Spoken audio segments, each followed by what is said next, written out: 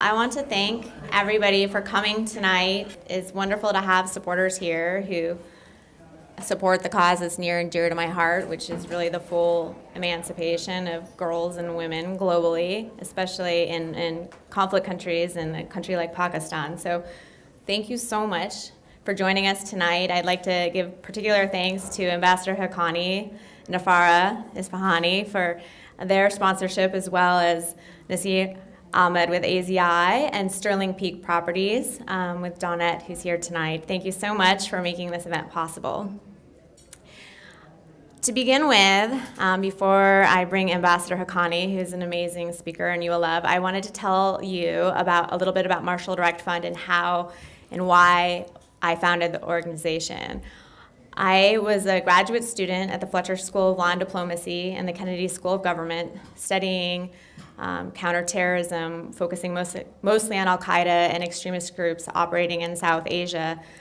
This was prior to 9/11, and my thesis was actually on Al-Qaeda and analyzing how we were doing in the United States in terms of countering that threat when 9/11 happened. I thought I was nearly done with my thesis, and then 9/11 happened, and I had to write a lot of extra chapters. So you could say I have a personal vendetta as well and reason to keep fighting the fight.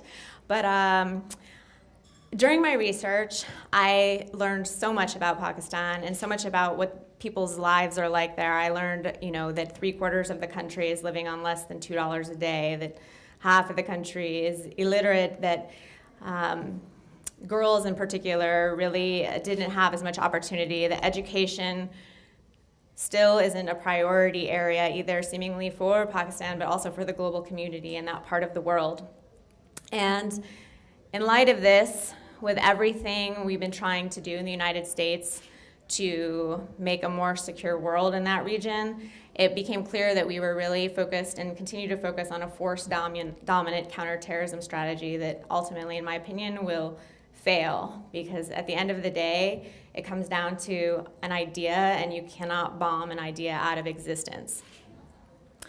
So, seeing that we had the Marshall Plan spelled like with the letter T, I realized we were missing the Marshall Plan spelled with SH. So we founded Marshall Direct Fund, named after Secretary Marshall, and the concept that after World War II, the United States finally learned that it might be smarter to build up the economy and political goodwill in war-torn areas to prevent future conflict, which has worked rather well. It's my hope that we can do the same thing in a region of the world where conflict has gone on too long, and we need to do something to really help improve the economy and opportunity for people in that region of the world. A few points I'd like to make are basically about the children in Pakistan, and I know most of you know this, but some of you are new to this, that you have 17 million children who are out of school in Pakistan. 1 in 10 of the world's children who are out of school reside in Pakistan. In 2050, Pakistan will be the 4th most populated country in the world. Obviously, what happens there matters everywhere. And there's a lot that can be done. There's a lot that can be done to make a more secure world by promoting education. And in fact, the Brookings Institute found that if you increased the average level of education in a country by just 1 year, that country was 3.6% less likely to have civil conflict in its country. Other organizations, World Economic Forum says Pakistan is number 56 out of 58 countries in terms of women's participation in the economy. And at the same time, it's been found that if you increase women's participation in the economy by just 5%, that state is 5 times less likely to use force to resolve international conflict. So these are matters of national security, and there are very few people who can speak better to this situation than Ambassador Haqqani, who is our distinguished guest speaker tonight. I don't even really know where to start with his background. He's been described as the hardest working man in Washington, D.C., who's held probably the most difficult job, being the Pakistani ambassador to the United States previously, also to Sri Lanka. He is currently the Senior Fellow and Director for South and Central Asia at the Hudson Institute. He's a professor at Boston University, a prolific author, and a personal friend. And I think he is one of the most passionate people I know who cares about peace, improved relations with the United States and Pakistan, and also how to build a more secure world by expanding education in this region. So let me introduce Ambassador Husain Haqqani.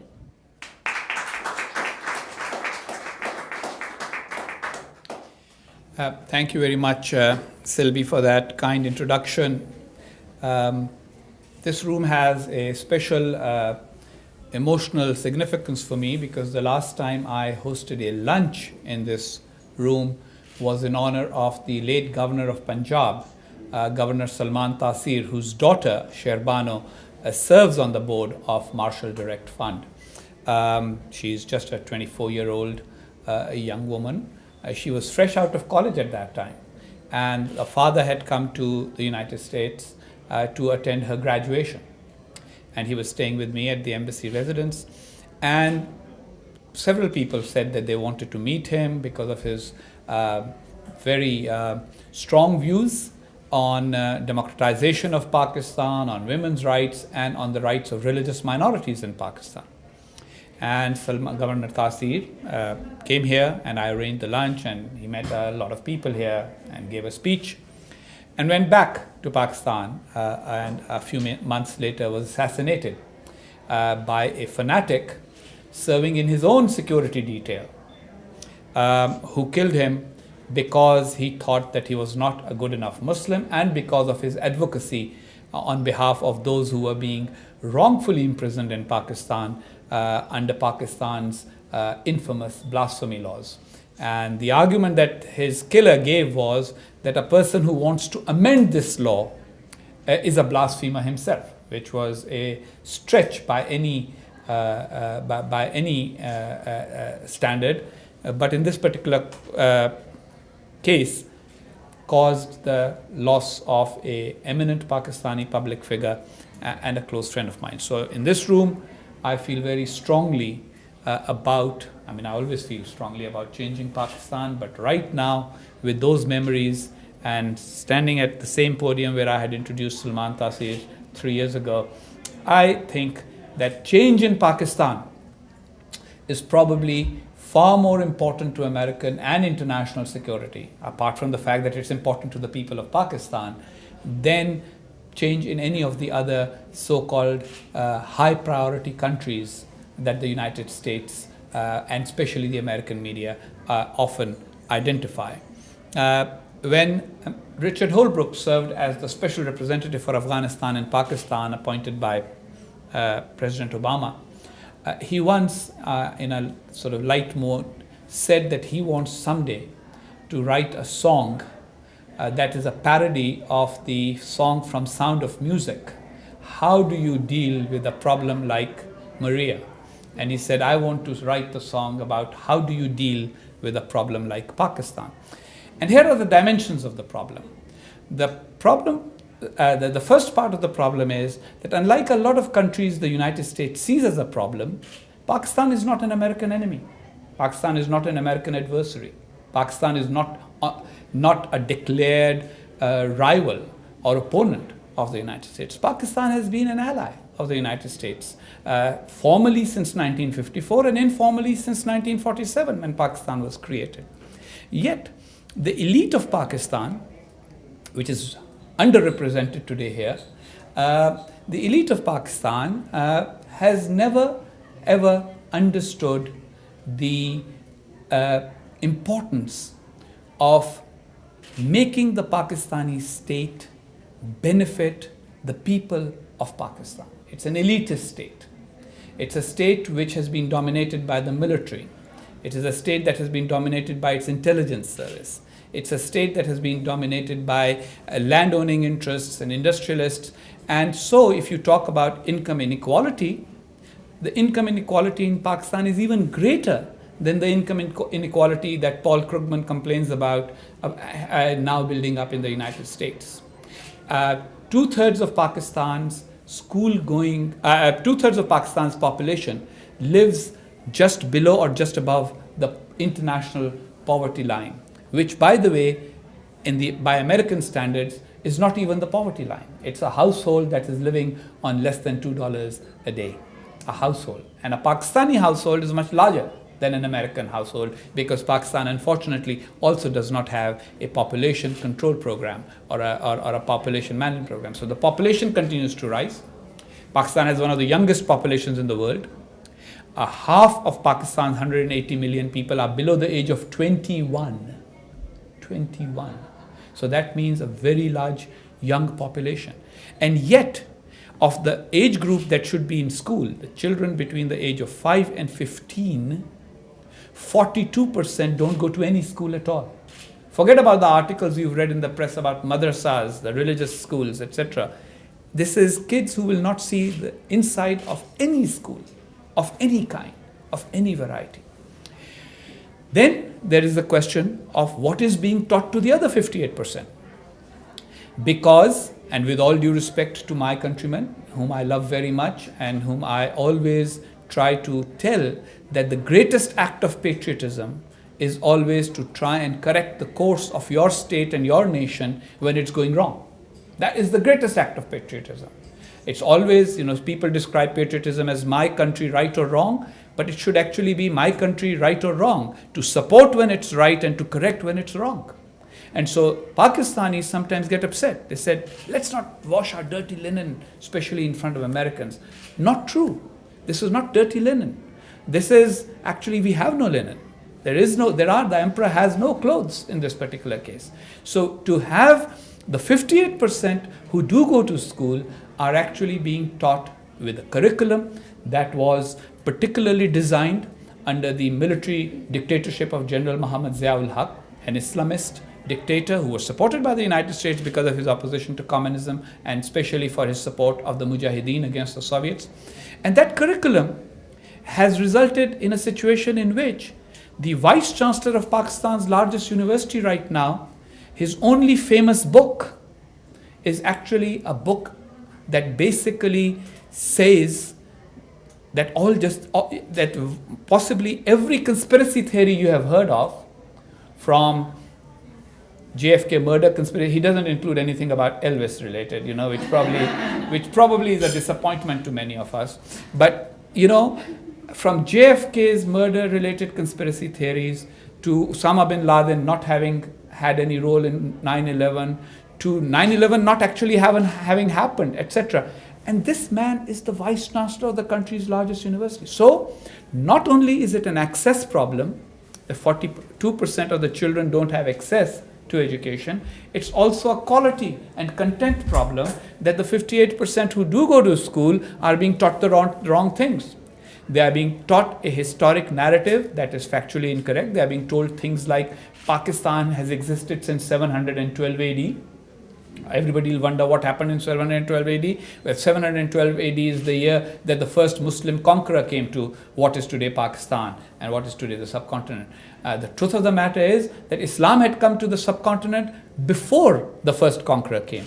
But because of the veneration for the conquerors, and we are in the Army Navy Club, and this country, of course, respects its soldiers, and there are some of you who serve this country very proudly, and our hats off to you. But the fact of the matter is that long time ago, Cicero said that let the soldier yield to the civilian, meaning that the soldier has an important role in our lives, in protecting us, in protecting our borders, in protecting our security. But there are other important functions. A teacher is important too. A policeman is important too. A journalist is important too. A politician is important too. An economist is important too. A small businessman is important too. A student is important if he or she is attending his classes and doing his work. So a society's growth and development depends on that understanding of all segments of society being important in making a contribution. And if you create a militarist society in which the only important thing is being soldiers, and preferably being soldiers of high rank, so that you can then have advantages in a position in society that that enables you to have privileges that other people do not in your country, then that society has lost its balance. Now, why should all of this be America's business? That's an important question. Considering that most Americans right now are in a mood in which they say, you know what, we don't want to be the world's policeman. We don't want to change the world. We want to learn to live with the world, which is a great idea, by the way. I've always said that Americans should stop understanding foreign policy as America's problem to solve. They should understand international relations as a situation for them to live with. But in case of Pakistan, it's important for many, many reasons. The greatest threat to American security in the post 9/11 environment is terrorism. And most of the terrorism emanates from discontent and anger in the Islamic world, which is fueled by the kind of ideas that I said are being taught to children in Pakistan schools, and which ignorance of the other batch of children is actually feeding. So we have a situation in which Pakistan's future could be in the hands of people who have been brought up on conspiracy theories and who do not have the literacy and the education that can enable them to make their country come at par with other nations of the world. So you are looking at the world's fourth largest nation 10 years from now, that will be a nation of extreme discontent. And having a huge nation of malcontents and discontents, many of whom see no problem in supporting extremist ideas or terrorism, many of whom are brought up on prejudices and hatred of various kinds. I sometimes say to a purely Pakistani audience, I often say that we Pakistanis are slowly becoming a nation of extreme prejudice and bigotry. Bigotry against religious minorities, bigotry and prejudice against our neighbors, bigotry and prejudice against religious sects that we do not agree with. The Ahmadis of Pakistan, the Shias of Pakistan, are particularly the Christians of Pakistan. And then there is terrorism of which Pakistan is itself becoming a victim. It's not like Pakistan is, you can see other countries in past that have nurtured terrorists to attack their enemies abroad. Here what's happening is that the terrorists are actually attacking Pakistan. More Pakistanis have been killed in terrorist acts in the last few years than in any other country or nation. Any other country or nation. So Pakistan's future lies in finding an equilibrium in its own life. And it's primarily the duty of Pakistanis, the few people here who are originally from Pakistan, and those of you who have Pakistani friends, always remember, don't let us Pakistanis delude anybody into thinking that Pakistan's problems are for others to solve. They are for us to solve. But that said, if America is going to play a role in Pakistan in any way, as a friend, as an ally, as a contributor of economic and military aid, then all of that should be directed towards changing the situation rather than, or ameliorating the situation rather than worsening it. So military aid, for example, is only going to contribute to that militarism. It's not going to help.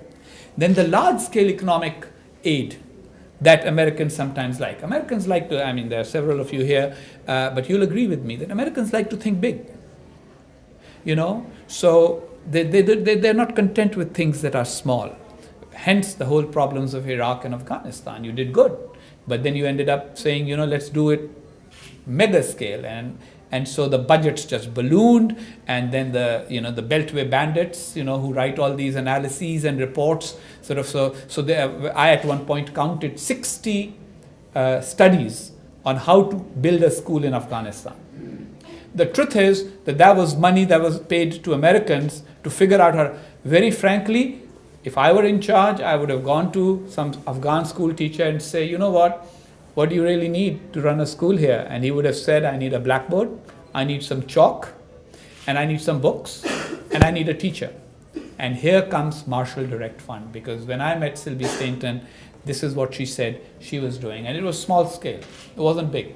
Because it wasn't big scale, therefore there wasn't going to be huge overheads. It wasn't like if you were going to give $1 to the Marshall. That's why the direct is more important. The Marshall emotional and psychological and all that, because Marshall Fund succeeded. Because actually, the Marshall Program was also financially and economically small. It was a catalyst. It helped Japan and Germany actually rebuild on their own industrial tradition. It wasn't a handout that was given for like 100 years or 40 years or 30 years or 20 years.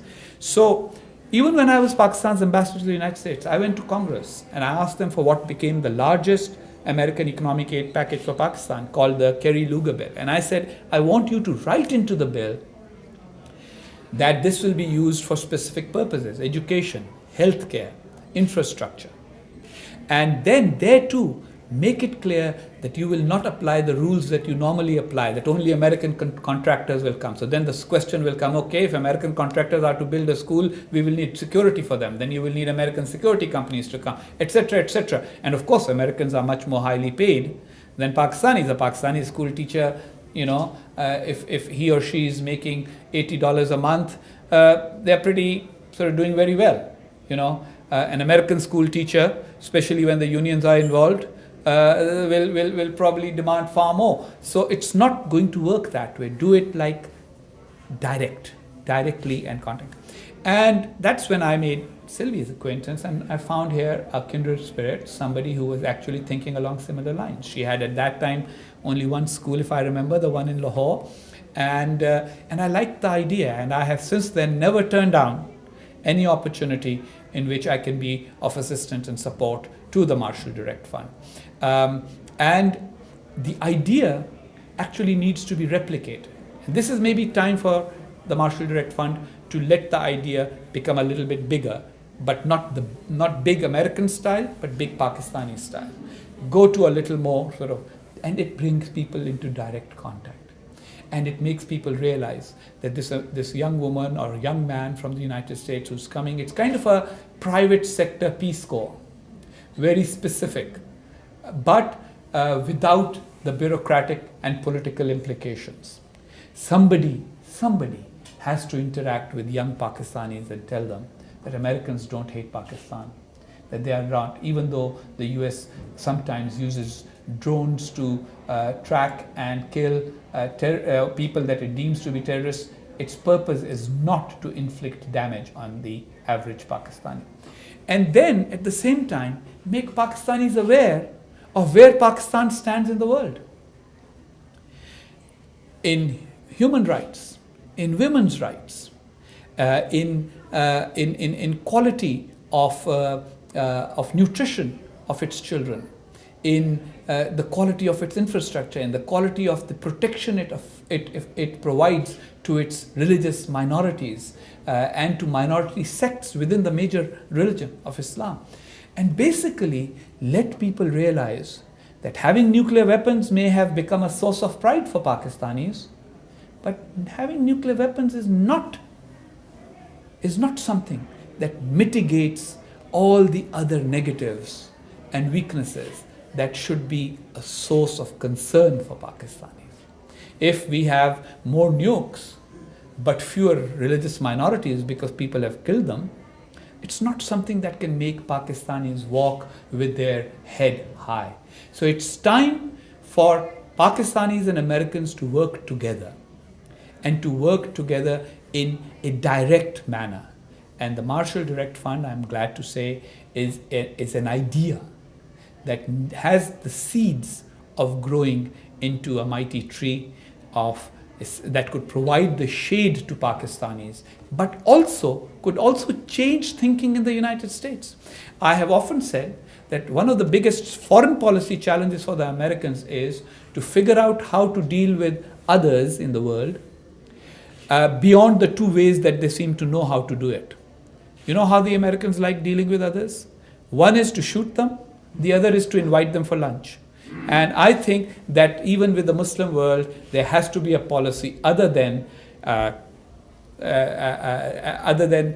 coddling dictators and horrible regimes, or just going out with kinetic means and destroying others. There has to be a method that is very American, but that also brings people closer to you rather than making them fear you. So I wish Marshall Direct Fund well, and I thank you all for joining us today in this effort. Next time, hopefully, we will all be able to multiply and increase the number of people who will be interested in this project. Look, I was told today that I should talk about why Pakistan needs more Malalas, and I saved that for the last 1 minute. Who is Malala Yousafzai? She's just a young girl. All she did was, she said, nobody can shut down my school. I want to go to school. I want to study. It's my right. And this young girl has become a symbol of the young Pakistanis' desire for education and everything that education brings with it. The potential for enlightenment, the potential for connection with the world. Look, all of us who are here in the United States, Pakistanis, and some of us have done very well as Pakistanis, many have done very well as Pakistani Americans, many of us have done well as immigrant workers or workers working in the United States from Pakistan. And how have we done it? It's because of our education. The large number of Pakistani medical practitioners here, many of us in academia. If we had not received an education, we couldn't even have set foot in this country because we wouldn't have been able to fill out the form for a visa. Think about those millions of children who have been denied that opportunity. And Malala Yousafzai was a child who stood up and who said, the Taliban cannot close down my school, and if they do, I will figure out a way of getting educated anyway. And that spirit is the spirit that I hope Marshall Direct Fund will be able to cultivate in the children of Pakistan. Even if it's only a few hundred Malala Yousafzais will be a few hundred times more impact than Malala Yousafzai. And that whole society needs to Pakistan is not just about, people write a lot of stuff in Washington DC about state failure and this and that about Pakistan. It's not just a state failure, it's also a societal failure. A society that does not discuss its weaknesses and its flaws. And I think that people who are friends of Pakistan, who do not come with an agenda other than just being helpful and helpful in a direct way, will be the people who can plant the seed of change in both the relationship and in that society's self-reflection and its ability to self-reflect. I hope that everybody here will be donating something to the MDF and asking your friends to do the same. The dinner was, I hope the dinner lives up to its promise. I know that buying a ticket for this was slightly on the expensive side for many people, but very frankly, I think smaller donations too, I'm sure, will have the same impact in making change possible.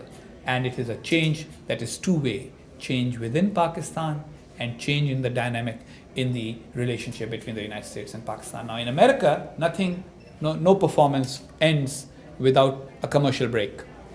And I didn't take a commercial break, so I'll keep it at the end. I actually have a book coming out that discusses the United States-Pakistan relationship and how Pakistan and the United States both have deluded each other over the last 66 years. The book is called Magnificent Delusions, the United States, Pakistan, and the History of an Epic Misunderstanding.